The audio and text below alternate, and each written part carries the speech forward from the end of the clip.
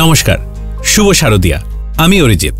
Welcome to my podcast heritage recipes of Bengal. পুজোর আমেজ ছড়িয়ে পড়েছে চারিদিকে, আর পুজোর আনন্দ মানেই পুজোর ভোগ। আর পুজোর ভোগে অন্যতম কই মাছের হরগৌরী। আজ সেই পদটাই আমরা শিখে নেব। কই মাছের হরগৌরী একটি ঐতিহ্যবাহী এবং ট্রেডিশনাল রেসিপি, যা কই মাছের গঙ্গা যমুনা নামেও পরিচিত, কারণ এতে একই মাছের দুটো ভিন্ন স্বাদের ঝোল ব্যবহার করা হয়। এই পদে মাছের এক পিঠে থাকে সর্ষে বাটা দিয়ে তৈরি ঝোল, যা স্বাদে সাধারণত ঝাল ও ঝাঁঝালো হয়। অন্য পিঠে থাকে টমেটো, তেঁতুল এবং অন্যান্য মশলা দিয়ে তৈরি টক স্বাদের ঝোল। সাধারণত এক পিঠে হলুদ রং এবং অন্যদিকে লালচে রং হয় বলে হর অর্থাৎ শিব এবং গৌরী দুর্গা বোঝায়। তাই এই পদের বিশেষত্ব হলো রান্নার সময় দুটিকে এমনভাবে তৈরি করতে হবে যেন একটা স্বাদের ঝোল অন্যটির সঙ্গে মিশে না যায়। তাই পুরুষ ও প্রকৃতি একই পাতে, অর্থাৎ কই মাছের হরগৌরী।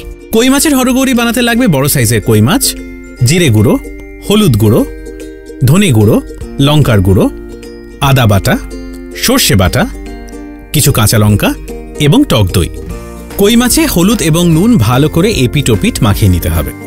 মাখিয়ে নেওয়ার পর তেল গরম হলে তার মধ্যে একে একে দুটো কই মাছ ভেজে তুলে রাখতে হবে। কই মাছ ভাজার সময় কিন্তু বেঁকে যায়, তাই একটু সতর্কভাবে কই মাছ ভাজতে হবে। ভেজে নেওয়ার পর যখন কই মাছ লাল হয়ে আসবে, তখন কই মাছ আলাদা একটা পাত্রে তুলে রাখতে হবে। সেই তেলে আদা বাটা ফোড়ন দিতে হবে। কিছুক্ষণ নাড়াচাড়া করার পর আদা বাটার সঙ্গে এক এক করে চিনি, এর সঙ্গে জিরে গুঁড়ো, ধনে গুঁড়ো, হলুদ গুঁড়ো, লঙ্কা গুঁড়ো এবং টক দই দিয়ে মশলা ভালো করে কষিয়ে নিতে হবে। মশলা থেকে যখন তেল ছেড়ে আসবে, তখন তার মধ্যে দিয়ে দিতে হবে আন্দাজ মতো নুন। নুন দিয়ে ভালো করে কষানোর পর দিয়ে দিতে হবে অল্প কিছুটা জল, গ্রেভি ঠিক হওয়া অবধি।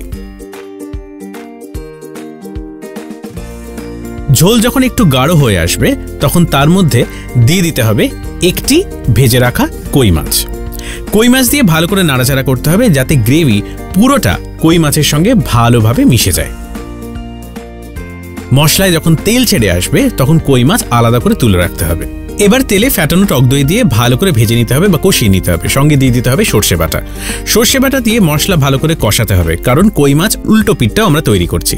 এর মধ্যে দিয়ে দিতে হবে হলুদ গুঁড়ো, নুন এবং আন্দাজ মতো চিনি